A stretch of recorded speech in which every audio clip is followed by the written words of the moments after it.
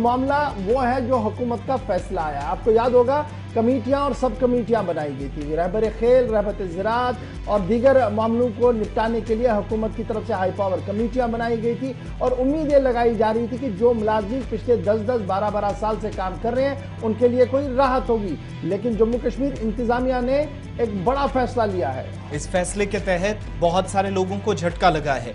ऐसे उम्मीदवार हैं जम्मू कश्मीर के अंदर मुख्तलिफ महकमों के अंदर काम कर रहे थे। रहबर खेल, रहबर ज़राअत और रहबर जंगलात को शदीद झटका हुकूमत ने उस वक्त दिया है जब 2-3 बड़ी बातें कही गई हैं। सब कमेटीज की तरफ से जो रिपोर्ट रखी गई आला कमेटी के सामने और उस कमेटी ने सिफारिशात हुकूमत के सामने रख दी। हुकूमत ने क्या फैसला लिया?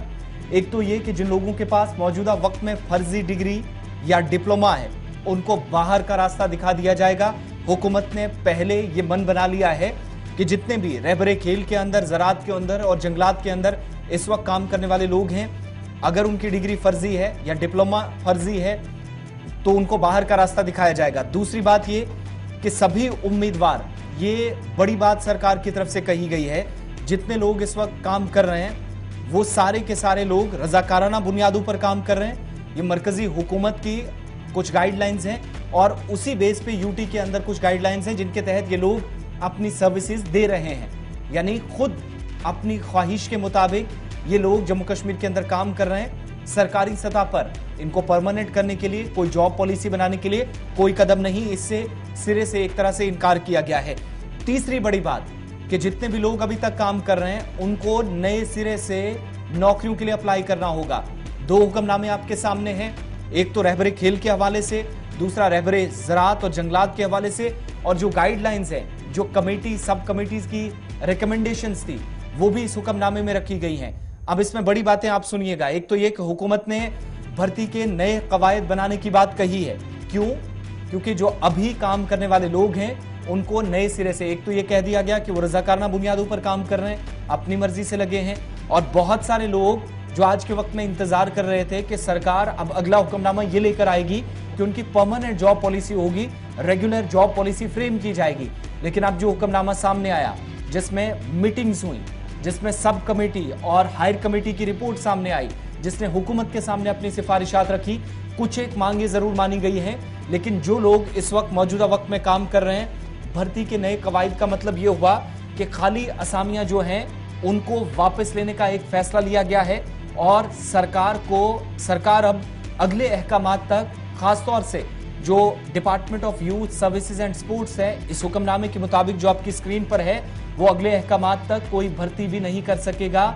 और ये सारी जो खाली असामियां पड़ी थी जिनको आने वाले वक्त में फिल किया जाना था, वो रिक्रूटिंग एजेंसी यानी सर्विस सिलेक्शन बोर्ड को भेजने की जो है इस बार सरकार ने। इसमें जरा मजीद इसको समझने की कोशिश करेंगे। रहबर जंगलात के जनाब इनकी ऑर्गेनाइजेशन से ही एक हमारे लीडर हैं, वो ज्वाइन कर चुके हैं। सईद साहब हमारे साथ इस वक्त। बहुत शुक्रिया जी ज्वाइन करने के लिए। पिछले कई महीनों से, बल्कि कई सालों से लगातार आप इस कशिश में थे, इस कश्मकश में थे कि सरकार आपकी जायज़ मुतालबात को माने और जो आपने सर्विस टेन्योर दिया है उसको ट्रीट किया जाए सही तरीके से और आपको बाज़ाब्ता तौर पर नौकरियों के अंदर एक रास्ता खोल दिया जाए। लेकिन अब जिस तरीके का ऑर्डर आया है ये साफ बता रहा है कि आपकी नौकरियां ख़त्म, आपने दोबारा से SSRB के अंदर जाना होगा, इम्तिहान के अंदर देना होगा। क्या ये सिर्फ रहबर जंगलात तक ही महदूद है या ये तीनों उन पर लगेगा, चाहे वो रहबर खेल हो या दीगर मामलात हो? किस तरीके से आप इस ऑर्डर को देख रहे हो और क्या कुछ आप इसको देख रहे हैं कि कितना सही है? क्योंकि खबर यह है कि पिछले 24 घंटों के दौरान आपकी अंजुमन और आपका इदारा जो है वो लगातार टॉप ऑफिशियल से भी मुलाकात कर चुका है। शुक्रिया गवर साहब। देखिए, आपने बिल्कुल सही फरमाया कि हम इस इंतजार में थे कि हम अगस्त 2022 को रेगुलर होने वाले थे एज पर कैबिनेट डिसीजन जो 2017 में government of Jammu and Kashmir ने बनाया था जी। तो मुझे समझ नहीं आती है कि एक कैबिनेट डिसीजन जो एक गवर्नमेंट PDP और BJP मिलके जो कोalition गवर्नमेंट थी, उन्होंने हम अनएम्प्लॉयड फॉरेस्ट ग्रेजुएट्स के लिए रहबरी ज़राअत के तर्ज पे एक पॉलिसी बनाई थी। रहबरी जंगलात बोला इनको पैसे लगाओ, तो अब यही समझ में नहीं आता है कि एक कैबिनेट डिसीजन और लीगल तरीके से हमारी रिक्रूटमेंट हुई थी, हमारा वॉक टेस्ट हुआ था, हमारा हाइट मेजरमेंट हुआ था, सारे प्रोसीजर फॉलो किए गए थे, कोई भी इलीगल इसमें कुछ बात नहीं थी। इनफैक्ट उन्होंने 534 जो अनएम्प्लॉयड फॉरेस्ट्री ग्रेजुएट्स थे उनको लगाने की रिकमेंडेशन कैबिनेट ने दी थी, लेकिन फिर भी उसमें बहुत सारों ने ज्वाइन नहीं किया, हालांकि उन्होंने बहुत बड़ा सोचा था, लेकिन फिर भी बचा कुचा हम 300 350 के आसपास रह गए थे। अब हमारे 5 साल कंप्लीट होने वाले थे अगस्त में। अब इस टाइम पे आप गवर्नर साहब खुद बोलिए, 4.5 साल से भी ज्यादा टाइम गुजार के इस डिपार्टमेंट में हमने अपनी सर्विस दी। आज की डेट में जो कमेटी बनाई गई थी उन्होंने रिकमेंडेशन दे दी कि भाई साहब एक काम करो, इनको एग्जाम री एडवर्टाइज पोस्ट करो और जो एग्जाम क्वालिफाई करेगा उनको रखो, जो नहीं करेगा बाकी उनको निकालो। अब ये मुझे समझ नहीं आया कि दुनिया में ऐसा जस्टिस सिस्टम कहीं आपने देखा है कि एक तो हमारे 4 साल 4.5 साल गए कहाँ। अब जो बात ये नहीं है कि हम एग्जाम क्वालिफाई नहीं करेंगे, ऐसा बिल्कुल नहीं है, एग्जाम ले लो कोई प्रॉब्लम नहीं है, लेकिन इस स्टेज पे आप बताइए कि ये जब री एडवर्टाइज पोस्ट करेंगे तो इसमें जो फ्रेश ग्रेजुएट्स है, फ्रेश 10+2 है, वो अप्लाई करेंगे, उनके साथ हमें कम्पीट करना है जिन्होंने 20 साल 15 साल पहले अपनी डिग्रियां खत्म करें। एक चीज आपसे इस पे थोड़ा क्लियरेंस चाहेंगे कि मौजूदा वक्त में जितने लोग काम करने वाले हैं उन सबको दोबारा अप्लाई करना होगा? जी, इस एज पर जो आपके पास भी ऑर्डर है इसमें लिखा है कि हम आपको एज रिलैक्सेशन दे देंगे।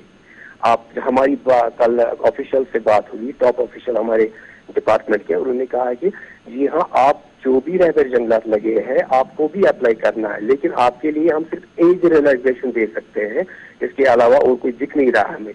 अब बताइए कि जो ओवर एज हो गया चलो ठीक है उनके लिए एज रिलैक्सेशन देंगे, लेकिन हम तो रेगुलराइज होने वाले थे, हम तो कुछ और मांग रहे थे गवर्नमेंट को कि भाई हम क्वालिफाइड है, हमें रहबर ज़राअत के तर्ज पे आप हमें पोस्ट दे दो। इन बजाय वो पोस्ट दे के इन्होंने तो हमें निकाल दिया। आप ये समझिए कि हमारी फैमिलीज, हमारे बच्चे, आप हम इस स्टेज पे करेंगे क्या? आप खुद समझिए कि ये डिसीजन ये जो लिया है, आई होप कि इसको रिकंसिडर करेगी गवर्नमेंट, क्योंकि हमें पूरी उम्मीद है कि वो इस पर बैठेगी, लेकिन ऐसा कुछ दिख नहीं रहा है। अच्छा जी, अब ये माना जाए कि जितने लोग हमारे रहबर खेल के अंदर थे, रहबर जंगलात के अंदर थे, तो और रहबर ज़राअत के अंदर थे, जिनकी नौकरियां अभी परमानेंट नहीं हुई थी, आज के और इस कैबिनेट रूल से अब वो मुलाजिम नहीं रहे, दरवाजा बंद हो गया? जी देखिए, मैं रहबर खेल और रहबर ज़राअत के बारे में कमेंट नहीं कर सकता हूँ क्योंकि वो अलग पॉलिसी है, लेकिन ओवरऑल जो हमने ऑर्डर देखे लैंग्वेज ऑलमोस्ट सेम है। अब रहबर ज़राअत का मसला ये है कि वो ऑलमोस्ट वो तो फॉर्मेट हो चुके हैं कब के, वो तो ऑफिसर लेवल पे पोस्ट है, उनके लिए तो उन्होंने जो ऑर्डर देखा है तो उसमें कुछ खास नहीं है, लेकिन रहबर खेल और रहबर जंगलात इनके ऑर्डर ऑलमोस्ट सिमिलर है। तो वो चीज देखनी जरूरी है कि गवर्नमेंट को ये अब हम करेंगे क्या? ये 4.5 साल जो सर्विस दी है हमने डिपार्टमेंट में, इसका क्या होगा? ये बताइए कि अगर मैं सिर्फ जंगलात की बात करूं, रहबर जंगलात जिन लड़कों को लगाया गया था, टोटल कितनी पोस्ट उस वक्त क्रिएट की गई थी, कितने लोगों ने अप्लाई किया था? एज पर कैबिनेट डिसीजन जो उन्होंने लिए थे 534 ओके अनएम्प्लॉयड, क्योंकि हमने रजिस्ट्रेशन बाज़ाब्ता चीफ कंजर्वेटर ऑफिस में करवाई थी, उन्होंने एडवर्टीजमेंट निकाला था इसका, जो भी अनएम्प्लॉयमेंट फॉरेस्ट ग्रेजुएट है या DDR है MSc है वो रजिस्टर हो जाए CCF ऑफिस में। हमने रजिस्ट्रेशन वहां पे की, उसके बाद नेक्स्ट गवर्नमेंट आई जो PDP BJP की थी, 2014 में हमने रजिस्ट्रेशन की थी, लेकिन उसके बाद सैलाब आ गया, वो पूरा नहीं हुआ।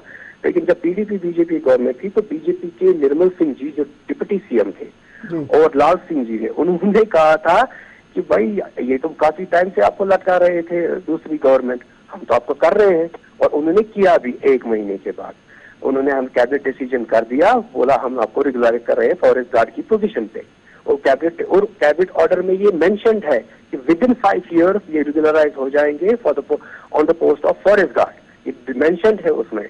और उसके बाद हम उनसे मिले, हमने कहा कि सर आप फॉरेस्ट गार्ड क्यों दे रहे हैं, हम तो BSc MSc PhD है, तो कह रहे थे कोई बात नहीं 6 महीने हम इसको मॉडिफाई करेंगे। लेकिन यही गवर्नमेंट, अब हम ये क्योंकि हम BJP गवर्नमेंट मानती है यही है, यही गवर्नमेंट आज यही फैसला लेती है कि नहीं जी, जो हमने उस टाइम फैसला लिया था प्रीवियस गवर्नमेंट को, ये चीज नहीं है, अब हम आपका एग्जाम लेंगे। अब आप बताइए कि ये कहाँ का जस्टिस सिस्टम है। तो आपने जब आला हुकाम के साथ तबादला ख्याल किया था इस ऑर्डर को लेकर, तो वहां से क्या कुछ कहा गया था?